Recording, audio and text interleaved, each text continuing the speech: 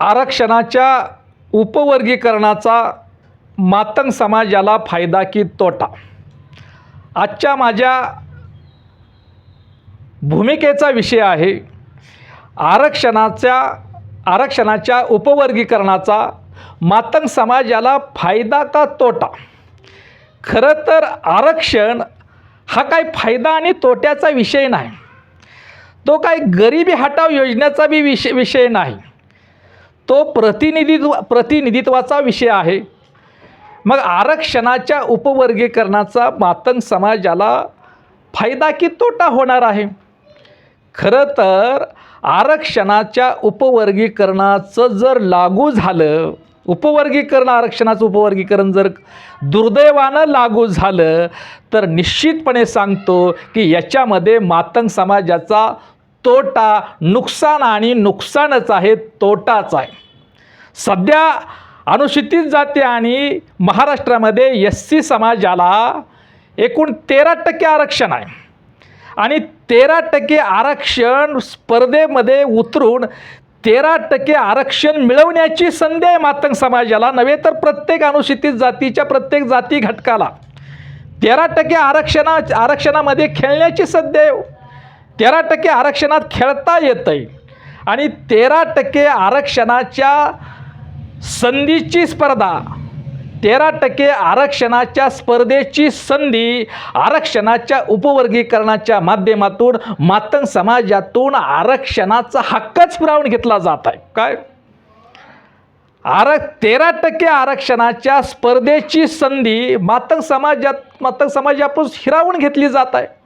आरक्षणाच्या उपवर्गीकरणाच्या नावाखाली, आरक्षणाच्या उपवर्गीकरणाच्या मागणीमुळं मातंग समाजाची 13% आरक्षणाच्या स्पर्धेची संधी हे मातंग समाजापासून हिरावून घेतली जात आहे. मातंग समाजापासून तो हक्क, 13% आरक्षणाच्या स्पर्धेची संधीचा हक्क मातंग समाजापासून आरक्षणाची उपवर्गीकरणाची मागणी करणारे मातंग समाजातील नेतेच मातंग समाजाच्या ह्या संधी, 13% आरक्षणाची संधी मातंग समाजापासून हिरावून घेतली जात आहे. 13% आरक्षणात उपवर्गीकरण केलं तर 13% वरून मातंग समाजाचे लोकसंख्येप्रमाणात जास्तीत जास्त 2%च मिळणार आहे. म्हणजे 13% वरून 2% वर येणार आहे. 13%ची संधी ही 2% वर येणार आहे. हा फायदा का तोटा? हा तोटाच आहे ना. तरीसुद्धा मातंग समाजातील नेते आरक्षणाचे उपवर्गीकरणाची मागणी करत असताना 13% आरक्षणाच्या स्पर्धेची संधी मातंग समाजापासून हिरावून घेत आहे. त्यामुळं आरक्षणाचा उपवर्गीकरणाचा मातंग समाजाला फायदा होण्यापेक्षा हा तोटाच आहे. 13% वरून 2% येणार आहे आणि मग 2% आलं, कमी झालं का जास्त झालं? 13%ची संधी आहे. 13% स्पर्धेत उतरून हक्क मिळवण्याची संधी आहे, प्रतिनिधित्व मिळवण्याची संधी आहे. त्या 13% आरक्षणाचे उपवर्गीकरण झालं तर 2% येणार आहे. 2% म्हणजे 2% संधीमध्ये कमी होणार आहे. जवळजवळ 11% स्पर्धेची संधी ही मातंग समाजापासून हिरावून घेतली जाणार आहे. त्याच्यामुळं नुकसानाच आहे, तोटाच आहे. 11% आरक्षण मिळवण्याची संधी, 11% आरक्षणाच्या स्पर्धेची संधी हे मातंग समाजापासून हिरावून घेतली जाते. 13% वरून 2% म्हणजे 11%चाच फरक आहे. 11% आरक्षणाची संधी ही मातंग समाजापासून हिरावून घेतली जात आहे, डावलले जात आहे आणि म्हणून आरक्षणाच्या उपवर्गीकरणाचा हा मातंग समाजाला फायदा नाही, तो तोटाच आहे. अरे आता प्रतिकूल परिस्थिती किती जरी असली, आता कुठं मातंग समाज उभं राहायला लागलाय.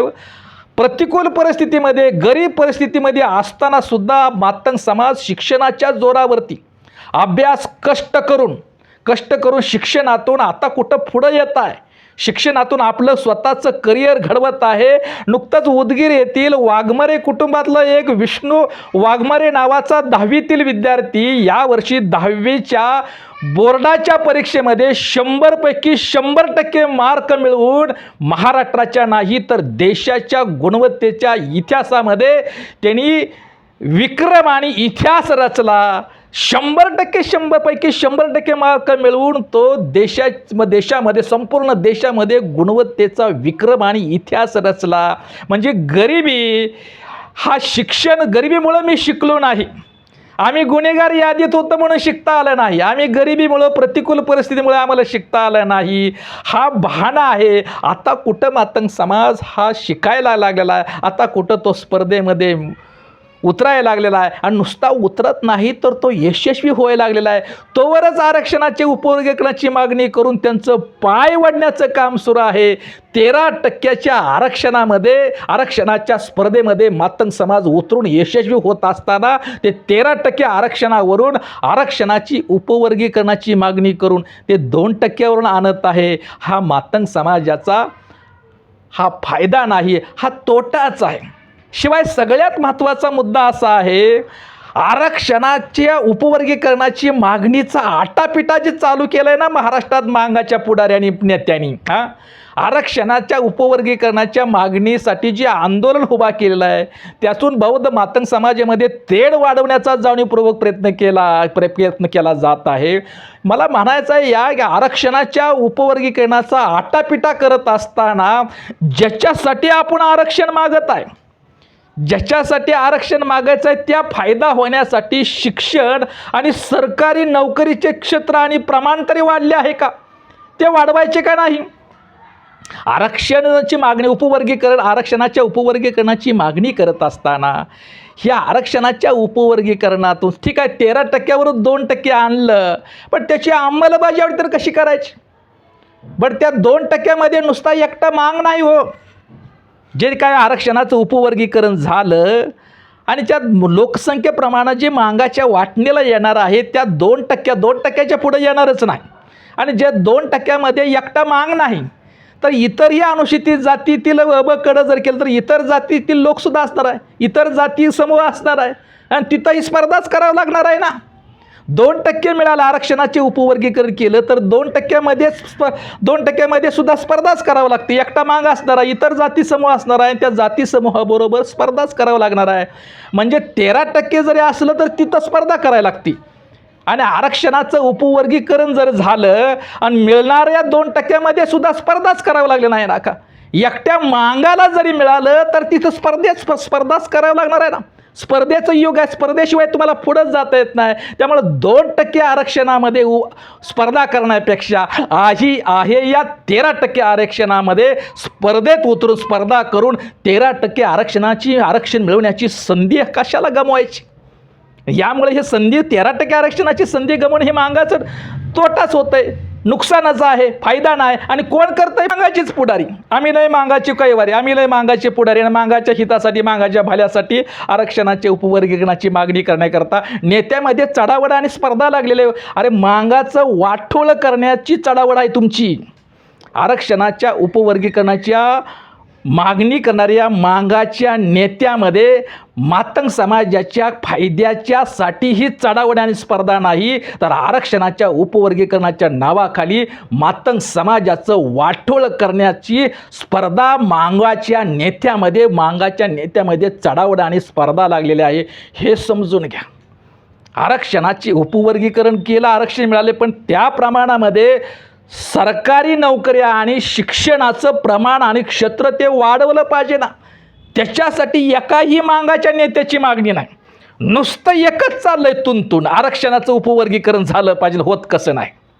अरे पण आरक्षणाची उपवर्गीकरणाची मागणी करत असताना त्याचा फायदा होण्यासाठी सरकारी शाळा तरी उपलब्ध आहेत का.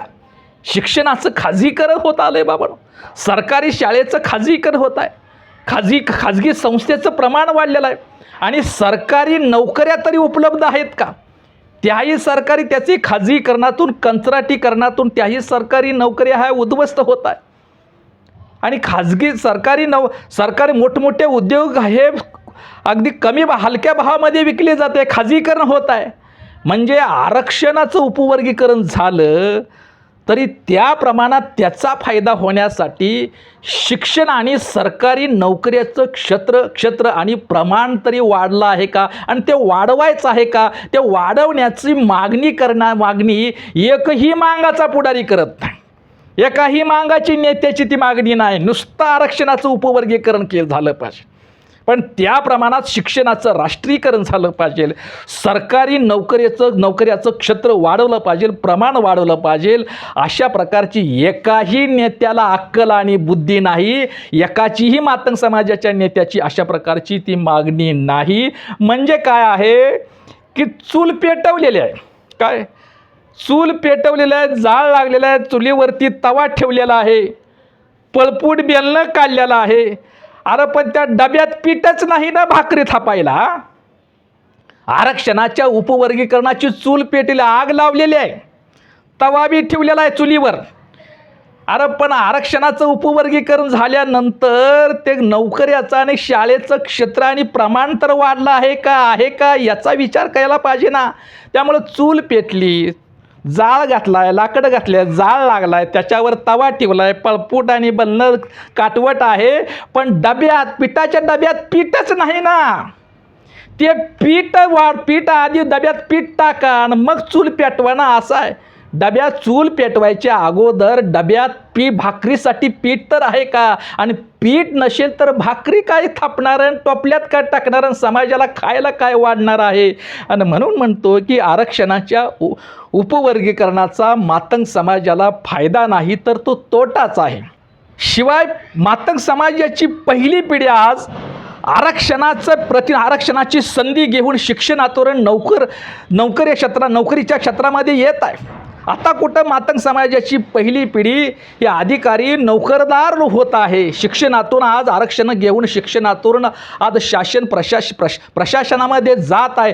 पहिली मातंग समाजाची पिढी आता कुठं आरक्षणातून उभा राहत आहे. आणि उभा राहत असताना आरक्षणाची उपवर्गीकरणाची मागणी करत असताना क्रिमिलेअर सुद्धा ओढून घेतलं आणि एकदाच आरक्षण मिळेल. अनुसूचित जातीच्या लोकांना, अनुसूचित जातीला एकदाच आरक्षण मिळेल, त्यानंतर त्याच्या पुढच्या पिढीला आरक्षण मिळणार नाही. अशा प्रकारचं संविधान विरुद्ध अन्यायकारक निर्देश तुम्ही वळवून घेतलं ना.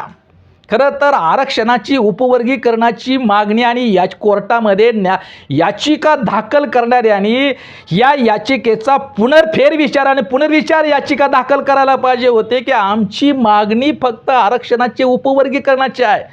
ही मागणीचा निकाल आरक्षणाच्या उपवर्गीकरणाचा निकाल देत असताना मेहरबान सुप्रीम कोर्टानं, सर्वोच्च न्यायालयाने आरक्षणाच्या उपवर्गीकरणाबरोबरच क्रिमिलेअरचा सुद्धा मुद्दा केलेला आहे. क्रिमिलेअर सुद्धा लागू करण्यात यावं असा निर्देश, असं मत व्यक्त केलेलं आहे. आणि शिवाय एकदाच आरक्षण घेण्यात यावं, त्याच्या पुढच्या या पिढीला ते आरक्षण मिळणार नाही असंही मत न्यायालयाने आरक्षणाचा उपवर्गीकरणाचा निकाल देत असताना नोंदवलेला आहे.